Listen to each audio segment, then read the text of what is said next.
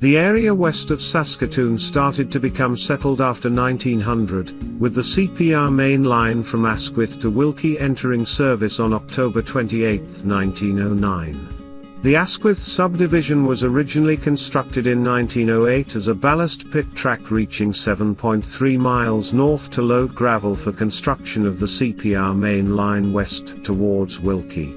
With the pit line there, farmers from the Arlee, Struan and Sunningdale areas persuaded the CPR to let them load cars of grain off the banks, and have the CPR take the boxcars out to the main line for shipment. For many years, the hamlet at the end of the spur line in 1908 was called the Pit, and settlers wanted to name it Gravelburg, but that name was already taken. So when the CPR built northwards in the 1920s, they named it Environ. The carloads of grain, and lobbying by farmers in the area must have had an impact, as in 1922, the CPR decided to extend the line another 22.4 miles to Sunningdale, but this was not fully completed for several years. By 1926, 2 elevators were built at Environ, and the train later ran both directions once a week by 1929.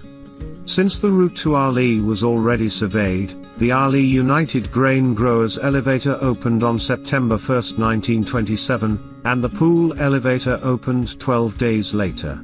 The following year, the CPR put the tracks through, and the hamlet of Arlee sprang into existence, and was later incorporated as a village in 1946. Arlee was a thriving town, with 6 stores, lumber yards and machine shops, a bank, drug store and butcher shop. The rail also reached Struan in 1928. Some accounts have the population peaking at 121, while others say it never exceeded 100. Struan did, however, have a store, gas station and 3 elevators, 2 of which were eventually owned by the Pool and 1 by the United Grain Growers. The first post office opened near Sunningdale in 1907, about a mile west of the current town site, followed by a blacksmith, stores and a school, but all were moved to the present town site when the CPR completed its survey. One story has Sunningdale originally named New Ottawa, but the post office rejected the name. Telephone service arrived in 1917, and the CPR completed construction to Sunningdale in late 1928. Spinney Hill was never much more than a siding, but people in the district were proud supporters of the area, as well as the Spinney Hill School. Prior to the rail's arrival, a Scotsman named Sandy Warden arrived in the district in 1885, and named it Baljennie after his youngest daughter, Jean. But when approval for a post office came through, however, it was spelled Baljennie. Baljennie was already on the telegraph line from Fort Pelly near Yorkton, to Edmonton, which had been completed in 1876. Baljennie was also part of the Battleford Trail from Saskatoon to Edmonton. The stagecoach would leave Battleford on Monday, arrive in Saskatoon on Wednesday, then departing the same day and returning to Battleford on Friday. People in the area had been lobbying to get rail service extended to Baljennie for quite some time. On November 29, 1930, a letter arrived with notice that the CPR would build on to Baljennie.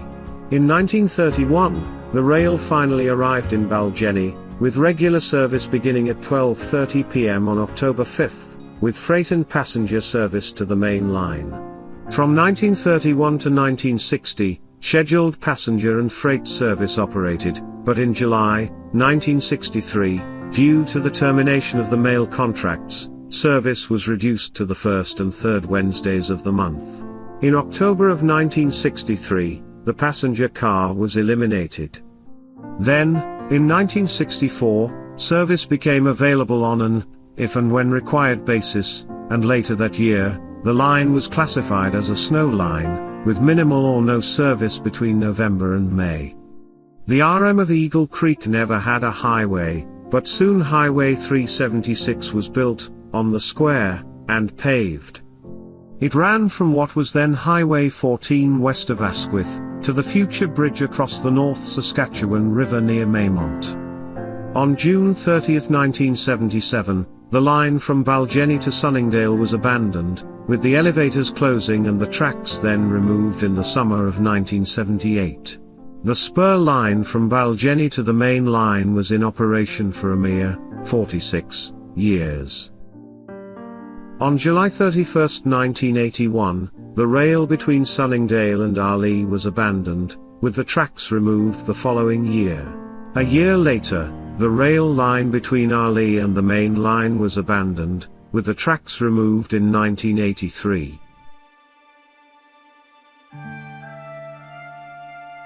With the rails now gone for almost as long as they existed, Baljennie is still home to a handful of people. The footprints of the tracks and elevators at Baljennie are still visible, and evidence of the Y, where the train turned around, can still be seen. Although overgrown, the rail bed east of Baljennie is very much still visible. Spinney Hill has been mostly unchanged for the last 120 years, since the arrival of the settlers. The school and most businesses have closed in Sunningdale.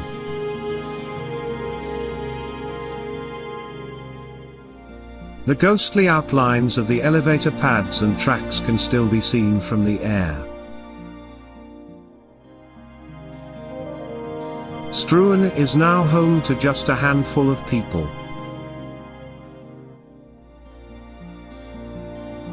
What remains of the rail bed has been turned back into cropland, but the path of the railway can still be seen, here in the crop to the right of the road. At Arley, the rail bed is still visible coming in from the west.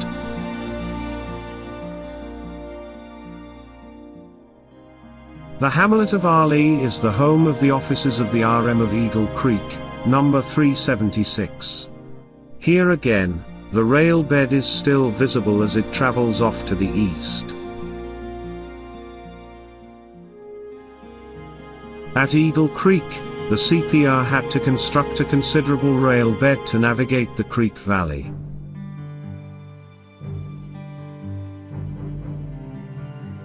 Evidence of the loop needed to cross the valley is still in plain sight at Eagle Creek Regional Park. The rail bed has been partially removed here, to help Eagle Creek flow unimpeded. At Environ, evidence of the century-old gravel pit is still visible at the bottom left.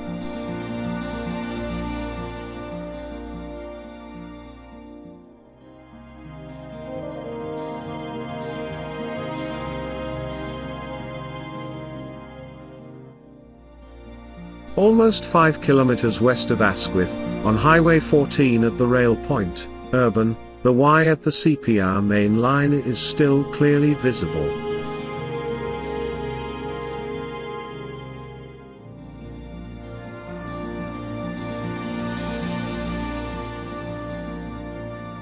In places along the abandoned line, the rail bed is still clearly visible. In others, it has virtually disappeared.